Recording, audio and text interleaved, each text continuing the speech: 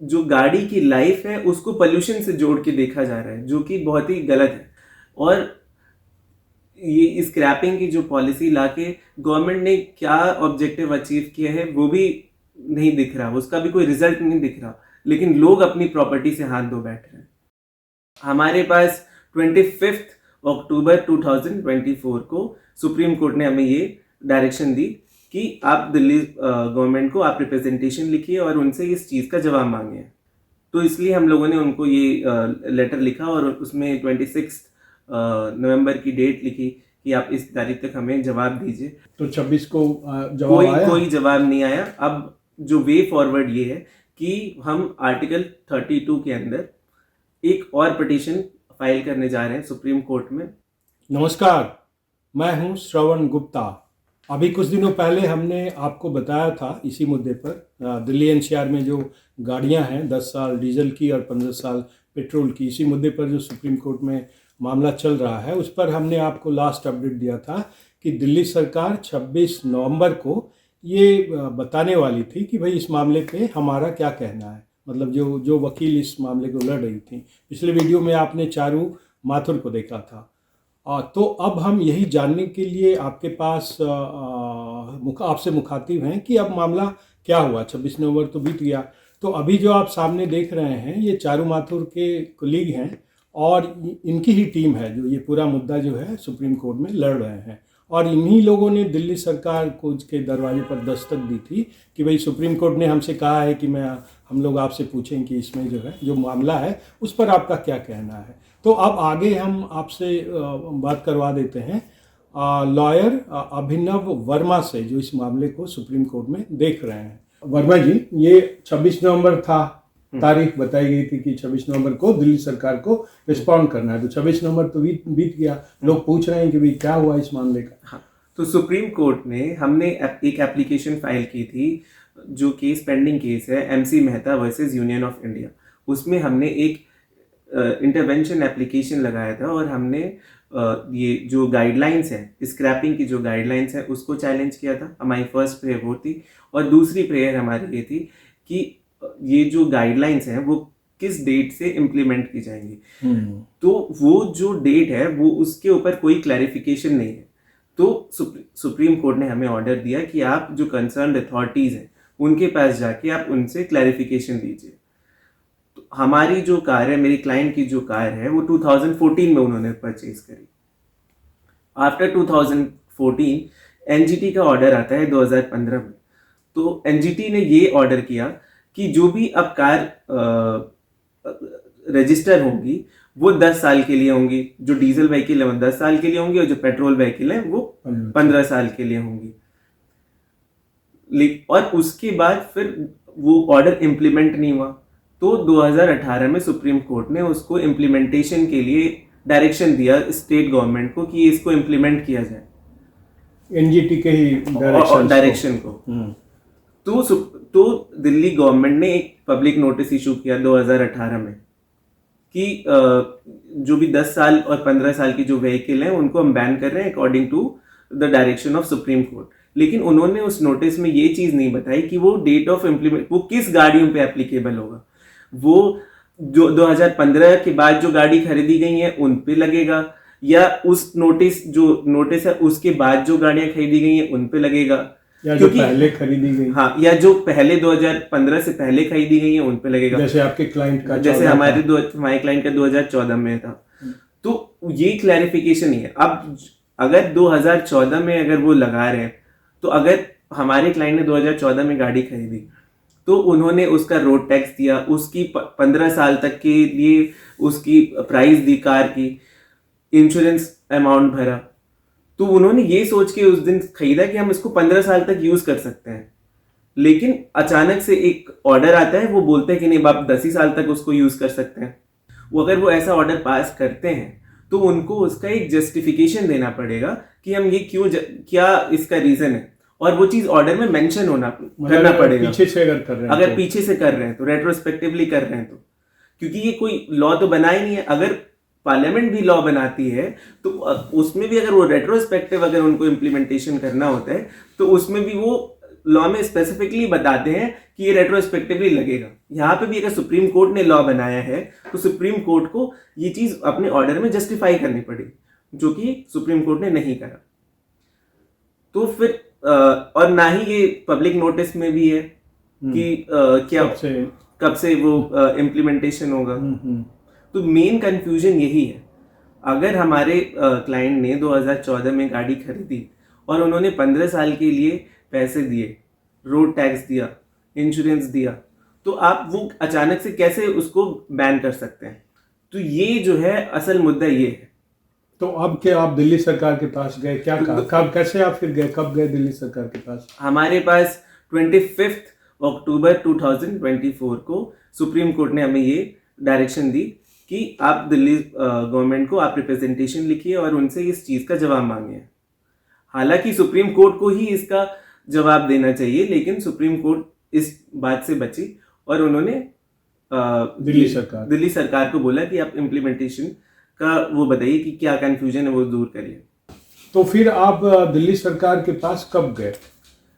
तो 12 नवंबर 2024 को हम दिल्ली सरकार के पास हमने रिप्रेजेंटेशन लेटर लिखा और उसमें हमने ये अर्जेंसी बताई कि हमारी गाड़ी दिसंबर में 2024 को एक्सपायर हो रही है और अगर आप हमें इसका कोई डिसीजन, ये कंफ्यूजन जो है रेट्रोस्पेक्टिव प्रोस्पेक्टिव वाला, अगर आप ये दूर नहीं करते हैं तो इसमें हमारी गाड़ी स्क्रैप हो जाएगी।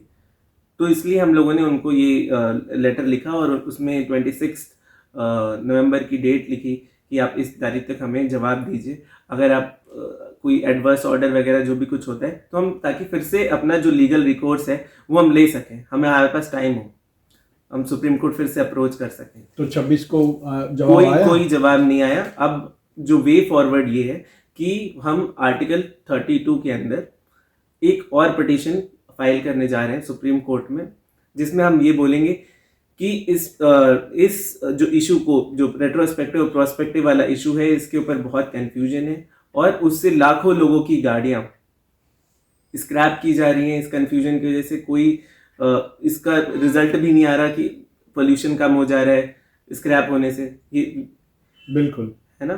तो ये आर्टिकल 32 में क्या है? आर्टिकल 32 जो है वो कॉन्स्टिट्यूशन ऑफ इंडिया में एक प्रावधान है कि अगर आपका कोई फंडामेंटल राइट है, अगर वो वायलेट होता है तो आप आर्टिकल 32 में सुप्रीम कोर्ट को अप्रोच कर सकते हैं और उनसे बता सकते हैं कि हमारा जो है फंडामेंटल राइट है वो वायलेट हो रहा है। तो वो सुप्रीम कोर्ट गार्डियन है, वो आपके फंडामेंटल राइट्स को प्रोटेक्ट करती है। तो फिर कब जाएंगे आप सुप्रीम कोर्ट?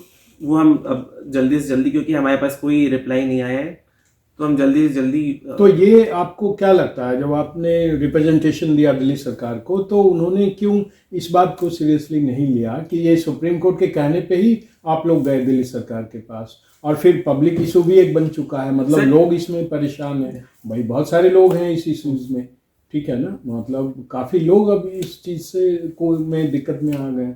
तो दिल्ली सरकार ने इसको क्यों नहीं, आपके हिसाब से, मेरे हिसाब से नहीं, आपके हिसाब से क्यों नहीं 26 को जवाब दिया? आपको क्या लगता है? सर, दिल्ली गवर्नमेंट जो है वो सिर्फ लॉ को इम्प्लीमेंट कर रही है। लॉ बनाने वाली एनजीटी और सुप्रीम कोर्ट है, तो अब उनको ही क्लैरिफाई करना पड़ेगा कि ये रेट्रोस्पेक्टिवली है या प्रोस्पेक्टिवली है। तो ये भी तो दिल्ली सरकार बताती ना भाई। हाँ, लेकिन ये भी चीज दिल्ली सरकार ने ये चीज भी हमें नहीं बताई कि ये उस चीज का आंसर नहीं दे सकता। मतलब उन्होंने चुप्पी साध रखी, आपको कुछ नहीं बताया। हाँ, कोई मेल, कोई मेल नहीं, कम्युनिकेशन, कोई डाक, कोई लेटर, कुछ नहीं, कुछ। ओके, तो आप सीधा सुप्रीम कोर्ट के पास जाएंगे? अब हम फिर से सुप्रीम कोर्ट के पास जाएंगे। सुप्रीम कोर्ट ने हमें सुनवाई के दौरान, हमारे आईए के सुनवाई के दौरान ये बोला था कि अगर आप एग्रीव्ड हो दिल्ली गवर्नमेंट के जो भी कम्युनिकेशंस है, तो आप हमारे पास वापस आ सकते हैं। तो हम उनके ऑर्डर का पालना करते हुए हम फिर से सुप्रीम कोर्ट जाएंगे और अपनी अर्जी लगाएंगे वहाँ पे। तो लेकिन वैसे आपको क्या लगता है इस पूरे मामले में कि सुप्रीम कोर्ट का रुख क्या हो सकता है?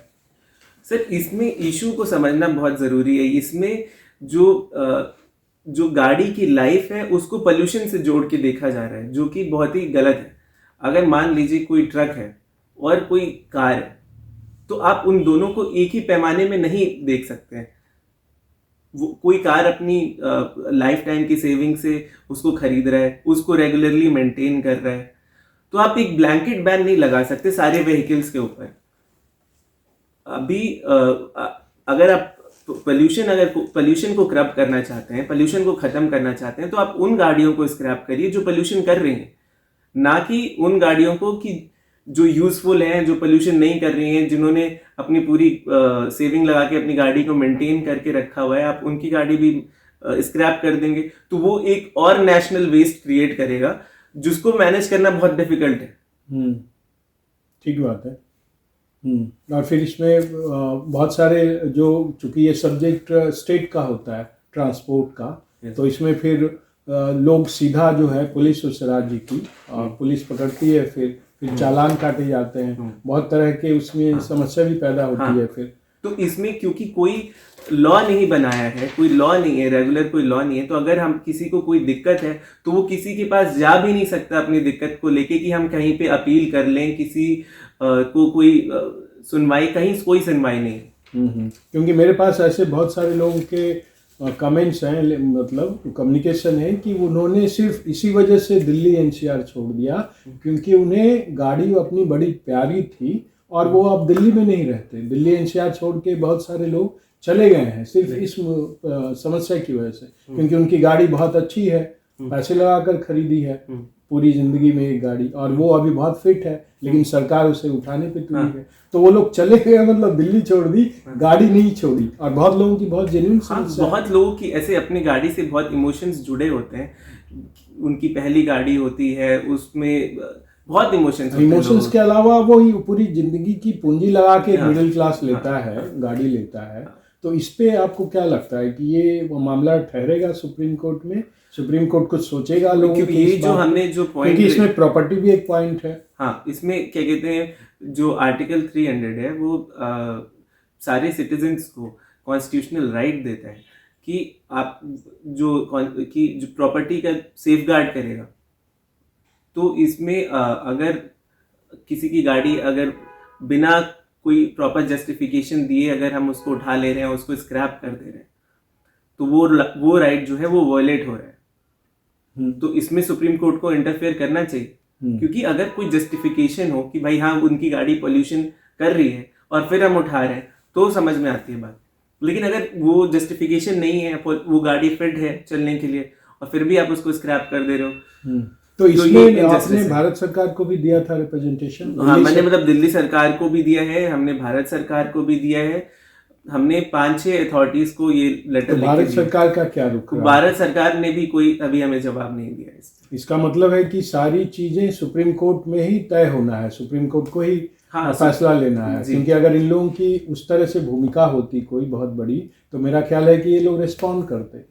एक कॉमन सेंस जो कहता है, इसमें सुप्रीम कोर्ट को ही मेरे हिसाब से लेना है कॉल। क्यों, आपको क्या लगता है? जी डेफिनेटली, मेरे को भी यही लगता है कि इसमें सुप्रीम कोर्ट को इंटरफेयर करना चाहिए और कॉल लेना चाहिए कि इसको इफेक्टिवली कैसे इम्प्लीमेंट किया जा सके, ये जो पॉलिसी है। और फिर ये दिल्ली में तो ये मुद्दा है, लेकिन बाहर जुड़े तो सारे स्टेट हैं भाई, झारखंड भी, बिहार भी और तमाम सारे, क्योंकि पॉल्यूशन का लेवल अब कमोबेश सब जगह एक जैसा है। साउथ इंडिया को छोड़ दें तो इधर तो पॉल्यूशन कम ज़्यादा सब जगह है, छोटे छोटे कस्बों तक में पॉल्यूशन है, छोटे छोटे शहर में पॉल्यूशन है, टायर 2 टायर 3 की जो सिटीज़ हैं सब में है। तो ये समस्या तो एक तरह से पूरे कंट्री की है, नॉर्दर्न इंडिया मतलब कम से कम। ये आप सही बात कह रहे हैं कि ये पोल्यूशन जो है ये पूरे कंट्री का मुद्दा है, और ये स्क्रैपिंग की जो पॉलिसी लाके गवर्नमेंट ने क्या ऑब्जेक्टिव अचीव किया है वो भी नहीं दिख रहा, उसका भी कोई रिजल्ट नहीं दिख रहा, लेकिन लोग अपनी प्रॉपर्टी से हाथ धो बैठ रहे हैं। और फाइन भी मेरे ख्याल से काफ़ी अभी ले रहे हैं वो लोग, इंपाउंड करते हैं गाड़ियां जब, हाँ वो भी बहुत ज़्यादा है, वो भी बहुत ज़्यादा है, फाइन भी लेते हैं, स्क्रैप भी कर देते हैं, और कोई आप अपील नहीं कर सकते कहीं पे उसके अगेंस्ट। अगर आपको स्क्रैप की वैल्यू भी कम मिल रही है तो भी आप नहीं, और वैल्यू तो वैसे भी कम मिल रही है, लोग शहर छोड़कर चले जा रहे हैं गाड़ी लेकर कि हमारी गाड़ी में उठा लें। ठीक है अभिनव जी, आपका बहुत बहुत धन्यवाद। अब देखते हैं इस पे आगे क्या होता है, इस पे सुप्रीम कोर्ट क्या तय करता है, इस पे देखते हैं, नजर रहेगी हम लोगों की। आपका बहुत बहुत धन्यवाद। नमस्ते। नमस्ते। तो ये थे सुप्रीम कोर्ट के लॉयर अभिनव वर्मा। इन्होंने अपनी बात कही कि अब ये दोबारा सुप्रीम कोर्ट में जाएंगे क्योंकि इनके जो क्लाइंट हैं उनकी जो गाड़ी है जिसे लेकर ये सुप्रीम कोर्ट इनकी क्लाइंट गई थी मैडम नागलक्ष्मी, उनकी गाड़ी का जो है वो दिसंबर में ही ख़त्म हो रहा है। तो दिसंबर ख़त्म होते होते इनके क्लाइंट को ये जवाब चाहिए। तो अब ये सुप्रीम कोर्ट जाने की दोबारा तैयारी कर रहे हैं। मेरे ख्याल से बहुत सारी चीज़ें आज साफ़ हो गई होंगी। तो इस एपिसोड में इतना ही। अब हमें आज्ञा दीजिए। नमस्कार।